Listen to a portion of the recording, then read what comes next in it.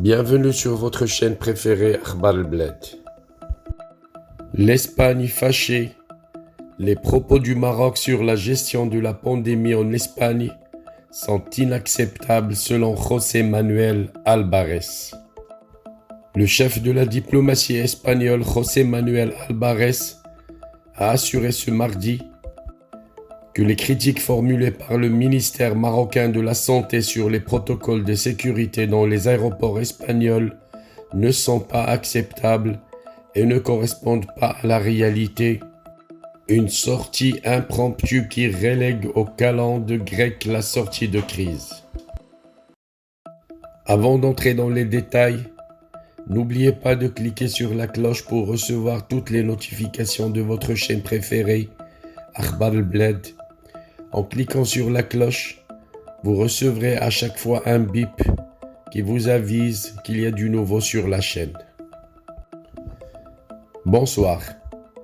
Les critiques formulées hier, lundi 20 décembre 2021, par le ministère marocain de la Santé sur l'absence du respect des protocoles sanitaires liés au Covid-19 par les autorités espagnoles ont visiblement bien du mal à passer auprès du gouvernement espagnol.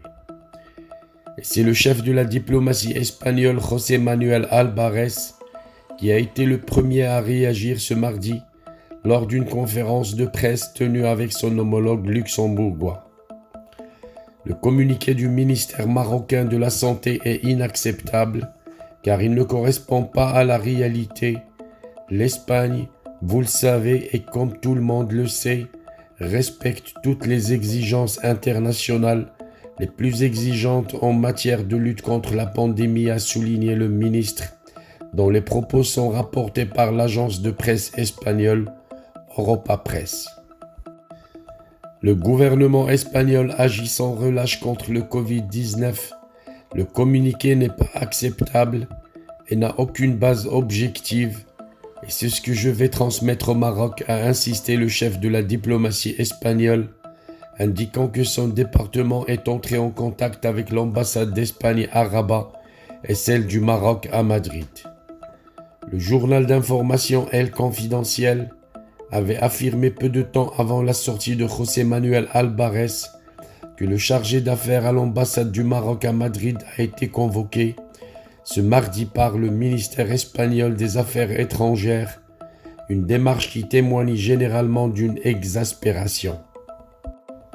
Cette réaction virulente du chef de la diplomatie espagnole intervient au lendemain d'un communiqué du ministère marocain de la Santé dans lequel il fait une mise au point au sujet du choix du Portugal au lieu de l'Espagne comme pays de départ pour rapatrier les Marocains bloqués en Europe.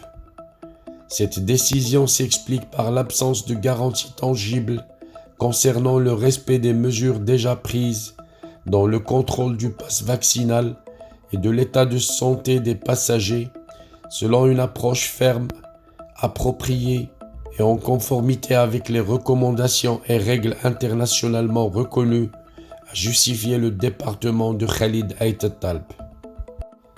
Le ministère a en outre relevé que la situation actuelle des vols depuis l'Espagne vers le Maroc représente un danger pour la santé des citoyens marocains, de même qu'elle met en péril les acquis réalisés par le Royaume dans la lutte contre le Covid-19. Les autorités espagnoles compétentes sont loin d'assurer une action rigoureuse de contrôle de l'état de santé des passagers lors de l'embarquement des passagers aux aéroports, a indiqué le ministre de la Santé marocain. Le moins que l'on puisse dire, c'est que cette sortie impétueuse du chef de la diplomatie espagnole interroge. La symétrie dans la réaction aurait nécessité que ce soit le ministre de la Santé espagnol qui monte au créneau pour répondre à son homologue marocain, d'autant plus qu'il s'agit ici d'une question purement sanitaire. Ces problématiques liées au déplacement de passagers d'un pays à l'autre sont en outre devenues fréquentes depuis le déclenchement de la pandémie et n'ont jamais donné lieu à la convocation du premier responsable dans une ambassade. Il est à rappeler que depuis que Madrid a admis en catimini sur son territoire le chef des séparatistes, le dénommé Ben Battouche. L'ambassadrice du Maroc à Madrid, Karima Benaish, a été rappelée à Rabat et n'est toujours pas retournée en Espagne. La sortie de José Manuel Albares est d'autant plus incompréhensible que pas plus tard que le 16 décembre dernier, il affirmait devant les sénateurs espagnols que la crise avec le Maroc est derrière nous.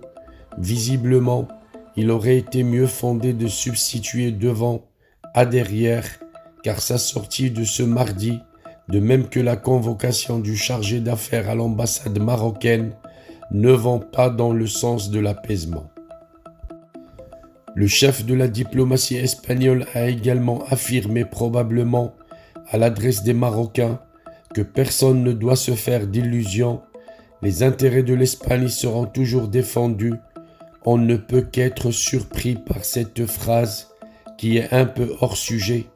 Dans le contexte de la crise sanitaire, on a presque envie de demander à José Manuel Albares en quoi l'accusation formulée par le ministre marocain de la Santé au sujet du laxisme des autorités espagnoles dans les contrôles anti-Covid constitue-t-elle une menace pour les intérêts stratégiques de l'Espagne.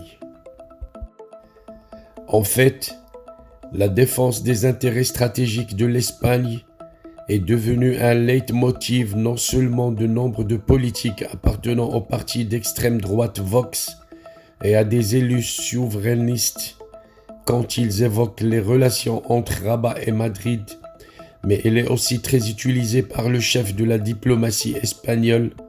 En cela, José Manuel Albares rappelle la fameuse phrase de son prédécesseur, Arantxa González Laya, qui avait déclaré après la reconnaissance par Washington de la souveraineté du Maroc sur le Sahara que l'Espagne a des intérêts au Sahara occidental. Est-ce à ces mêmes intérêts que fait référence l'actuel chef de la diplomatie espagnole? Est-ce plutôt au maintien de la présence archaïque de l'Espagne sur le continent africain, dans la rive sud de la Méditerranée occidentale? Les mots ne sont jamais bénins et l'expression « intérêt stratégique de l'Espagne » est souvent citée par les responsables espagnols quand ils parlent du Maroc. Il est temps que les voix sages en Espagne, et il en existe, expliquent à ces responsables chauvins que les intérêts stratégiques de l'Espagne ne se trouvent pas au Maroc, mais dans des relations pérennes et transparentes avec le Maroc.